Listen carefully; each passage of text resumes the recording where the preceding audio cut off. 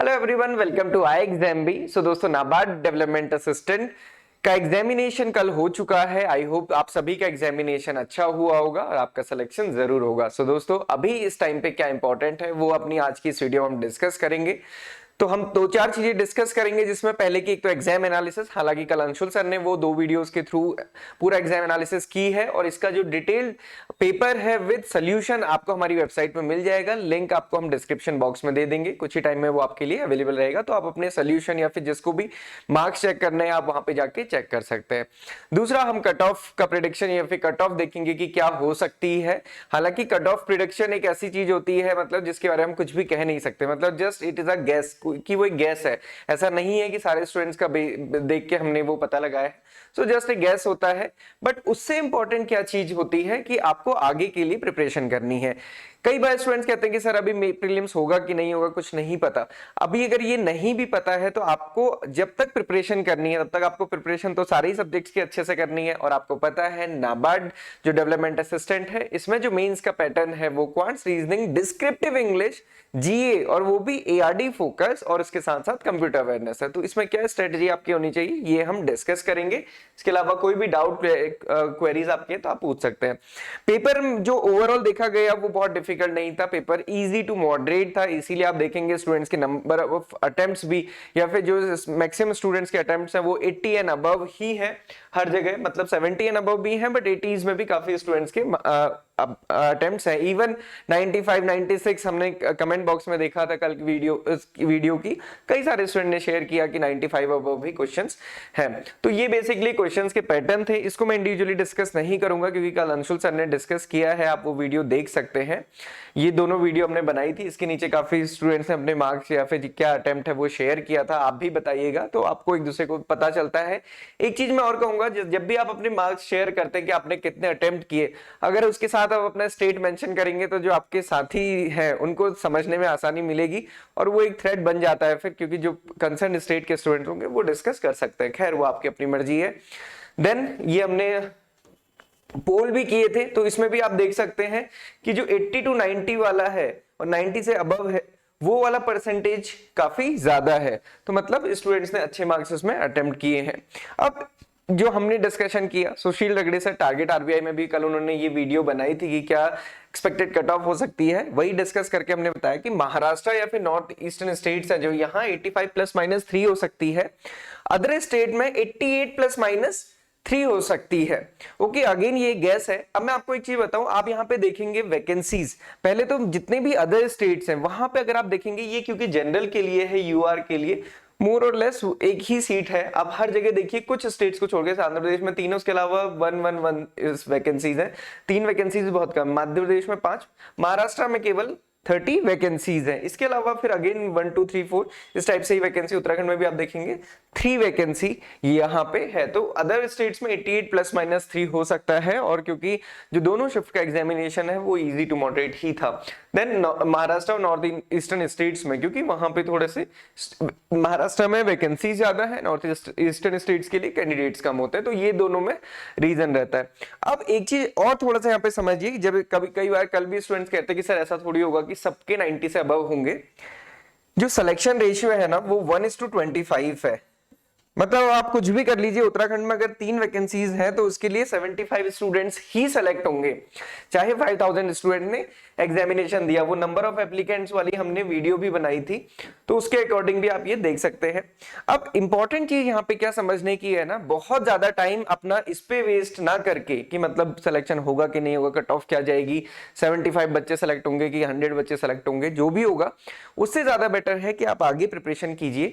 और नाबार्ड की, क्योंकि ऐसा ही ना नाबार्ड ग्रेड ए के टाइम पे भी हुआ था, जब अभी सितंबर में नाबार्ड ग्रेड ए का एग्जामिनेशन हुआ था ऑफिसर के लिए, तो उसके एग्जाम की बात, क्योंकि वो पेपर इस बार अनएक्सपेक्टेडली बहुत ज्यादा डिफिकल्ट आया तो किसी को भी उम्मीद नहीं थी कि सिलेक्शन होगा।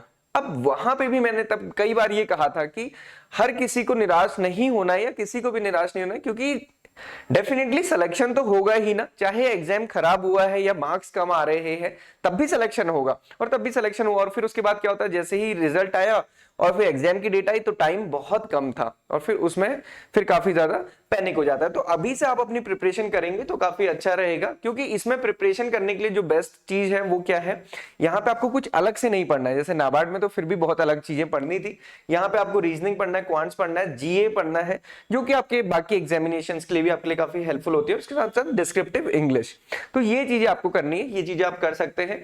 एग्जाम डेट जो है according to our sources, Sushil Lagde sir, Akash Yadav sir के थ्रू 24 दिसंबर। और अभी आप देखेंगे जो आईबीपीएस का कैलेंडर है उसमें भी 24 या फिर 31 आईबीपीएस एसओ कि प्रीलिम्स की डेट फिक्स की गई है। अभी इन दोनों में से कोई एक हो सकती है, तो वो अभी कितना होगा वो क्लियर है नहीं, बट जो अप्रोक्सीमेट डेट है वो ये रहने वाली है। अब आप देखेंगे मेंस का एग्जामिनेशन का रीजनिंग एंड क्वांट्स, क्योंकि ये आप प्रीलिम्स के लिए भी पढ़ते हुए आ रहे थे तो इसको एज इट इज आप लेके चलेंगे। जनरल अवेयरनेस आपको नई चीज पढ़नी है, जनरल अवेयरनेस में थोड़ी सी अप्रोच आप थोड़ी सी अपनी चेंज रखिएगा, ऐसा नहीं कि एसएससी वाली अप्रोच पे चलेंगे, बैंकिंग अवेयरनेस वाली तो रहनी ही चाहिए। उसके अलावा जो स्पेशल रेफरेंस है एग्रीकल्चर एंड रूरल डेवलपमेंट में, मैं यहाँ पे आपको क्लियरली बता दूं, प्रीवियस ईयर पेपर भी आप देख सकते हैं, जो एग्रीकल्चर एंड रूरल डेवलपमेंट से रिलेटेड आती है, जनरल चीजें पूछी जाती है, जनरल जो डायनामिक है करंट से रिलेटेड है वो चीजें पूछी जाती हैं, कोई भी कंसेप्चुअल चीजें वहां पे नहीं पूछी जाती हैं। ऐसा नहीं कि आप एग्रीकल्चर की चीजें कंसेप्ट पढ़ने लगेंगे, तो यहाँ पे केवल जो डायनामिक पार्ट है वो आप पढ़ेंगे, जैसे एमएसपी क्या होता है, प्रोडक्शन क्या होता है, जितनी भी अभी चीजें हैं, जीएम मस्टर्ड जैसे अभी नई चीज आई है, या फिर क्लाइमेट चेंज से रिलेटेड है, तो ये सारी चीजें आपको पढ़नी है। रूरल डेवलपमेंट के लिए स्कीम्स कौन सी है, मनरेगा का क्या रोल है, पीएमएवाई है या फिर मिनिस्ट्री ऑफ रूरल डेवलपमेंट की जितनी भी स्कीम्स हैं उसको एक बार आप गो थ्रू कर सकते हैं। फिर इकोनॉमी में इंडियन एग्रीकल्चर का क्या रोल है, या फिर जीवीए परसेंटेज के एनिमल हस्बेंड्री का क्या है, इस टाइप से जो डेटा प्रोडक्शन वाला रहता है वो थोड़ा सा आप देख के जाएंगे। कंप्यूटर नॉलेज को आपको करना है, टेस्ट ऑफ इंग्लिश डिस्क्रिप्टिव, इसको बहुत अच्छे से प्रैक्टिस कीजिए। जनरली क्लरिकल ग्रेड में डिस्क्रिप्टिव इंग्लिश नहीं होता है, बट नाबार्ड में है। यहाँ पे ऐसे राइटिंग रहेगा, प्रेसी राइटिंग रहेगा, रिपोर्ट या फिर लेटर राइटिंग में कोई एक चीज हो सकती है। 3 क्वेश्चन आपको मिलेंगे और 50 मार्क्स का ये पार्ट रहेगा, तो ये इस चीज के लिए आप अभी से प्रिपेयर कर सकते हैं, रादर देन कि बहुत ज्यादा आप कैलकुलेट करें। हालांकि देखिए, जब तक वो एक होता है ना कि स्टार्टिंग में, मतलब जिस दिन एग्जाम दिया है उसके पहले दिन तक या दूसरे दिन तक, जब तक हमें सारे क्वेश्चन याद रहते हैं और मार्क्स याद रहते हैं, तब तक हम पूरी कोशिश करते हैं, तो वो 1-2 दिन आप कर सकते हैं, बट उसके बाद फिर आप आगे अपनी प्रिपरेशन को कंटिन्यू कीजिए। कैसे आप पढ़ेंगे ये मैंने आपको बताया है, ये एग्जाम भी में हम लोग ये सारी चीजें प्रोवाइड करते हैं। बीपीडीआई आपको हमारी वेबसाइट पे मिल जाएगी, आप इसको डाउनलोड भी कर सकते हैं, ये फ्री अवेलेबल है। इसके अलावा PIB current affair, economic and banking, finance current affairs और स्टैटिक कंसेप्ट, ये बहुत इंपॉर्टेंट है, क्योंकि ARD agriculture and rural development उसके साथ साथ ये चीजें इंपॉर्टेंट हैं। देन यहाँ पे हम करंट एग्रीकल्चर प्रोवाइड करते हैं, एआरडी एग्रीकल्चर रूरल डेवलपमेंट की स्कीम्स और current agriculture data and reports, तो ये सारी चीजें आपको कवर करनी है। ये बहुत अच्छे से अभी से पढ़ना शुरू करेंगे तो धीरे धीरे चीजें बन जाएंगी। अब आप पूछेंगे सर सोर्स क्या है, तो मैं आपको बता देता हूँ। जैसा आपने देखा होगा एग्रीकल्चर एट ए ग्लांस एक बुक आती है, बट ये कंसेप्चुअल एग्रीकल्चर के लिए है, तो इसको लेके ना पढ़ें। ये इसीलिए मैंने आपको शो किया, नाबार्ड में हम लोग इसको बोलते हैं पढ़ने के लिए, ग्रेड ए के लिए, बट क्लरिकल में आप इसको ना पढ़ें, क्योंकि ये पूरा का पूरा कंसेप्चुअल है। स्टार्टिंग में 3-4 चैप्टर इसके रहेंगे जिसमें कि डायनामिक होगा, बट वो भी डायनामिक अब कौन सा एडिशन है उस पर डिपेंड करता है। इंडिया 2022 इंपॉर्टेंट बुक है, इसको पढ़िए। इकोनॉमिक सर्वे इंपॉर्टेंट है, कुरुक्षेत्र मैगजीन इंपॉर्टेंट है, ये चीजें आप कवर कर सकते हैं। तो यही सोर्सेज हैं इसके लिए, करंट एग्रीकल्चर के लिए। पीआईबी अपडेट्स रेगुलरली फॉलो कीजिए, और जो डेटा है या तो वो पीआईबी से कवर कीजिए या फिर directorate of economics and stat से। कुरुक्षेत्र मैगजीन को पढ़ना है, schemes ministry PIB and magazine, और इसके साथ साथ न्यूज़पेपर रेगुलरली पढ़ते रहिए। हमारा जो एग्रीबी टेलीग्राम चैनल है उसको भी आप फॉलो करेंगे, तो वहां पे भी हम लोग जो डेली चीजें होती हैं उसको शेयर करते रहते हैं। अब इंडिया ईयर बुक है या फिर इकोनॉमिक सर्वे है, बजट है, इसको पूरा नहीं पढ़ना है, केवल जो एग्रीकल्चर पे फोकस है उतना आपको करना है। अब अगर आप इंडिया ईयर बुक में देखेंगे तो ये वाला जो चैप्टर है 17 और 18, farmer and food grain, agriculture, food supplies and consumer affair, ये आपको कवर करना है।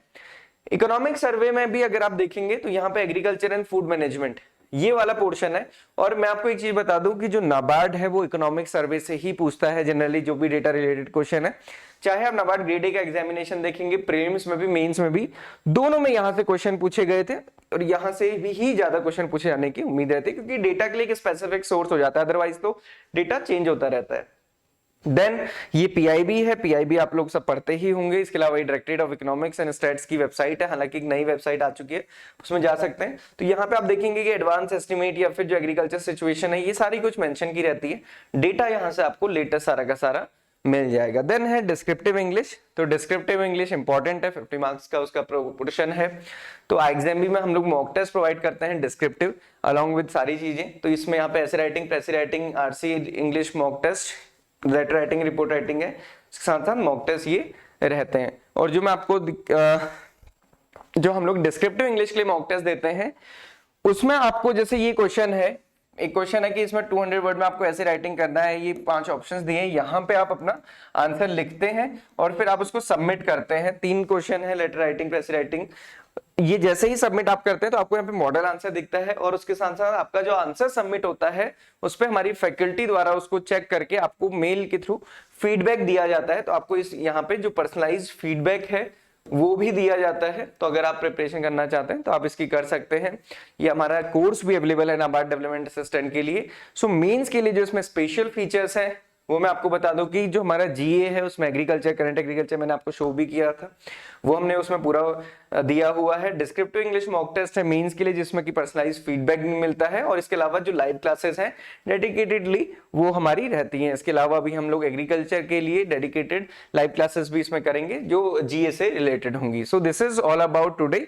सो अगेन इस थॉट के साथ हम इस वीडियो को एंड करते हैं कि आप अपना जो भी गैस वाला डिस्कशन होता है, जो हमारा कट ऑफ वाला डिस्कशन होता है, क्योंकि कट ऑफ कभी भी कोई भी एक्यूरेट पहले बता नहीं सकता एग्जाम के बाद, वो एग्जाम के बाद ही जब डिक्लेयर होगी नाबार्ड के द्वारा तभी पता चलेगी।